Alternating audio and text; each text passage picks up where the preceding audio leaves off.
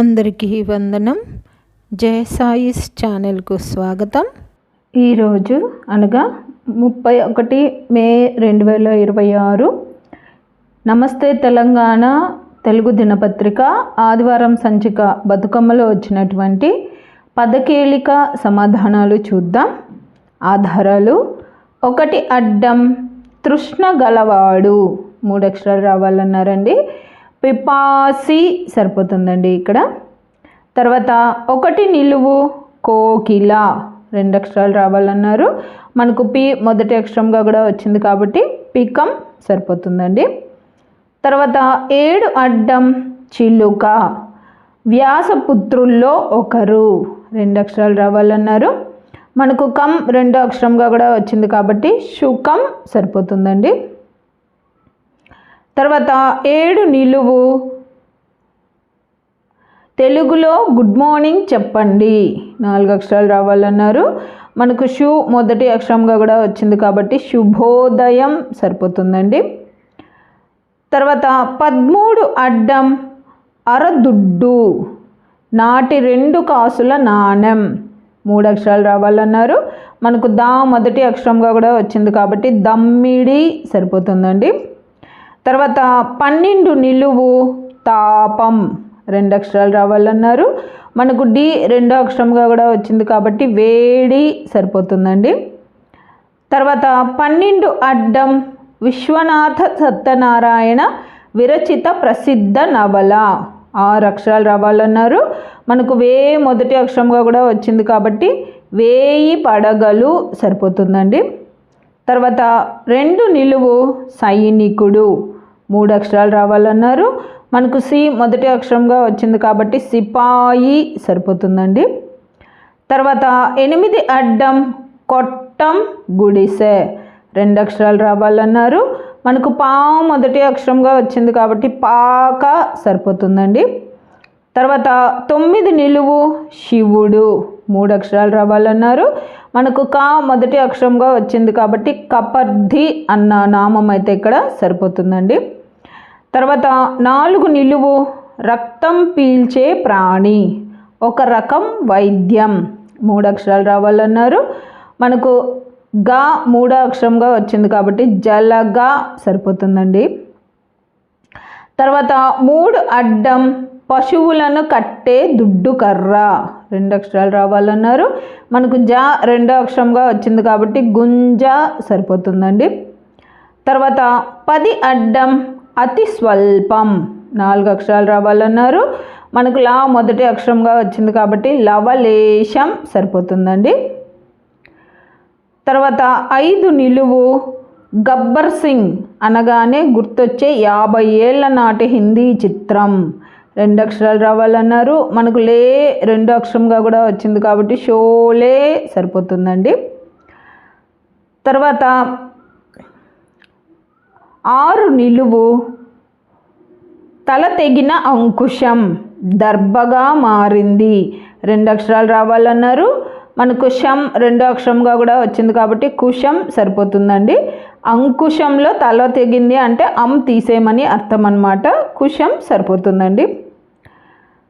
తర్వాత 5 అడ్డం విలాసం అలంకరణ 2 అక్షరాలు రావాలన్నారు.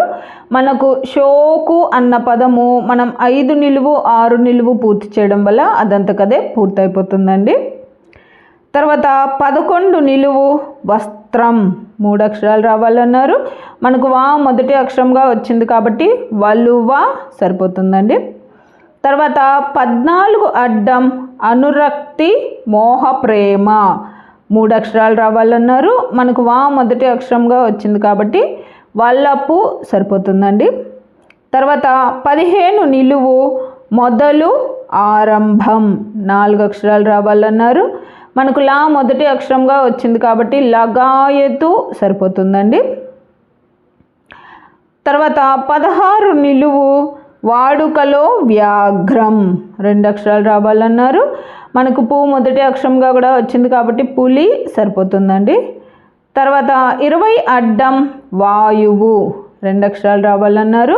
మనకు గాలి అన్న పదం మనం 15 నిలువు 16 నిలువు పూర్తి చేయడం వల్ల అదంతకదే పూర్తయిపోతుందండి.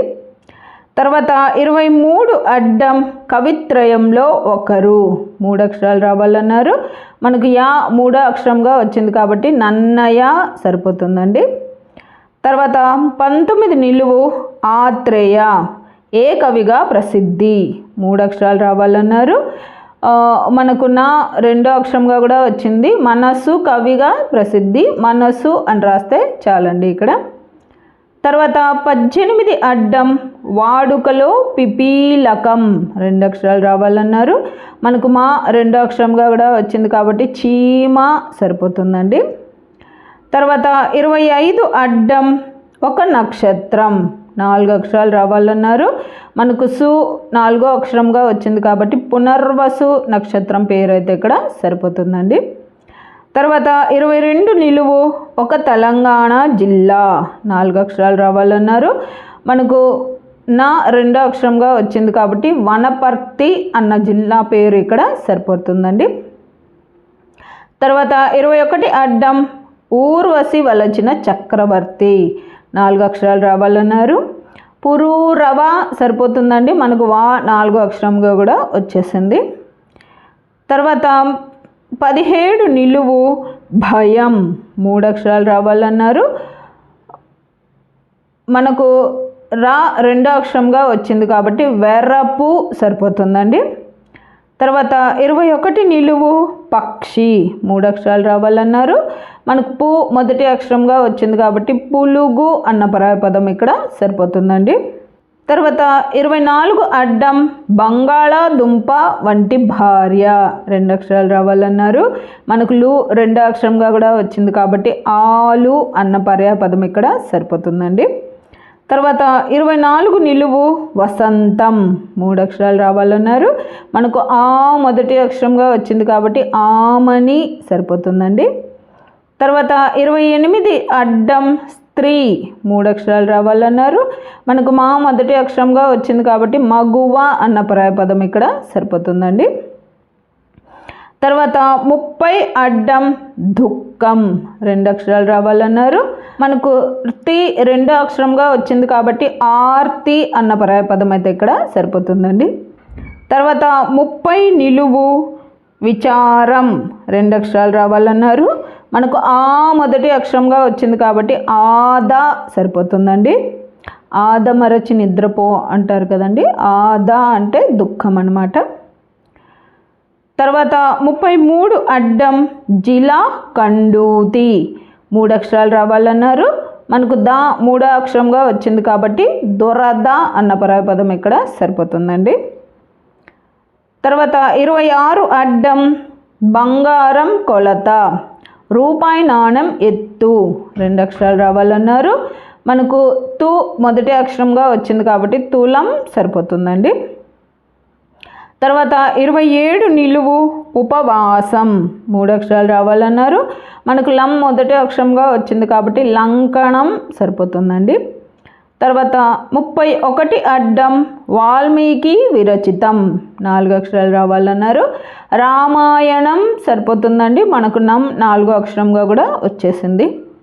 తర్వాత 29 నిలువు సన్నగా తురిమిన మాంసం 2 అక్షరాలు రావాలన్నారు.